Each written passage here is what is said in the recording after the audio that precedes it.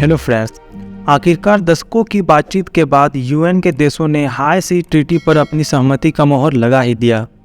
और यह ज़रूरी भी था, क्योंकि आज जैसे जैसे क्लाइमेट चेंज से सभी देश जूझ रहे हैं और जिस गति से बायोडाइवर्सिटी का ह्रास हो रहा है, विलोपन हो रहा है, एनिमल्स का विलोपन हो रहा है, उस लिहाज से देखा जाए तो इस संधि पर सहमति प्रदान करना बहुत ही ज़रूरी था।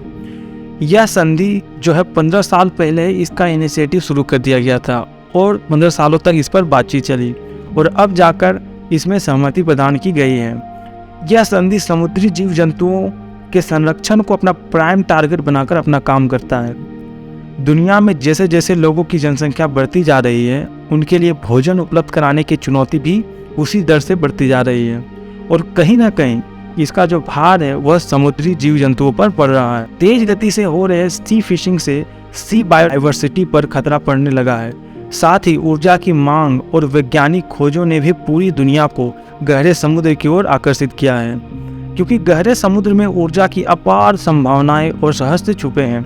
परंतु हमें हमारे बेहतर भविष्य के लिए समुद्री संसाधनों का एक स्ट्रेटेजिकल वे में उपयोग करना पड़ेगा। और अभी तक अगर देखा जाए तो केवल 1% हाई सी को ही संरक्षित किया गया है, पर अब यूएन के देशों ने 30% यानी 30% सी हाई सी को संरक्षित करने का डिसीजन लिया है।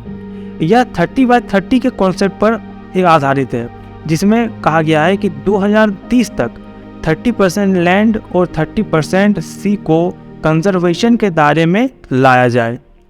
अब चलिए हम यह देख लेते हैं कि इस संधि में क्या क्या कहा गया है। सबसे पहले हम हाई सी के कॉन्सेप्ट को समझ लेते हैं। जैसा कि हम जानते हैं, दुनिया में ऐसे बहुत सारे देश हैं जिनके पास कोस्टल बाउंड्री है, जिनमें हमारा प्यारा भारत भी शामिल है। तो चलिए हम भारत का ही उदाहरण लेकर समझते हैं।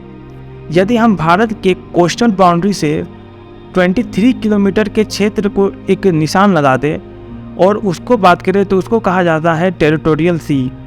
इस क्षेत्र में पूरा अधिकार भारत का होता है, यानी कोई भी अगर देश है, भारत है या कोई भी देश है, उसके टेरिटोरियल सी पर केवल उसी देश का पूरा अधिकार होता है। इसके अंदर पाए जाने वाले सभी संसाधनों पर केवल भारत का ही हक होगा। वहीं दूसरी ओर अगर हम 200 किलोमीटर कोस्टल बाउंड्री से 200 किलोमीटर के एरिया को अगर इंगित करें तो उसको कहा जाता है एक्सक्लूसिव इकोनॉमिक जोन।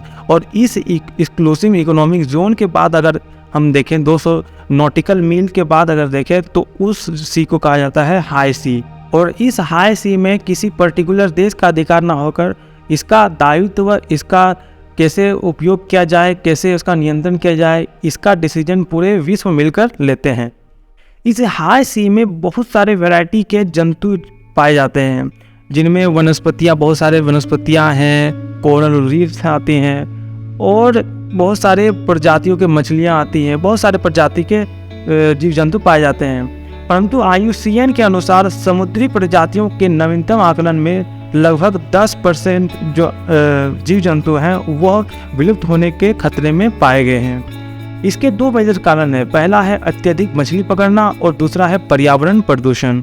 जैसे इसको एक एग्जाम्पल के तौर पर समझते हैं कि जब हम कार्बन डाइऑक्साइड उत्सर्जित करते हैं तो कार्बन डाइऑक्साइड का 1/4 यानी लगभग 1/4 से भी ज़्यादा भाग यह समुद्र के द्वारा अवशोषित कर लिया जाता है, जिस कारण से समुद्र का पानी अम्लीय हो जाता है और यही अम्लीय पानी जीव जंतुओं को हानि पहुंचा।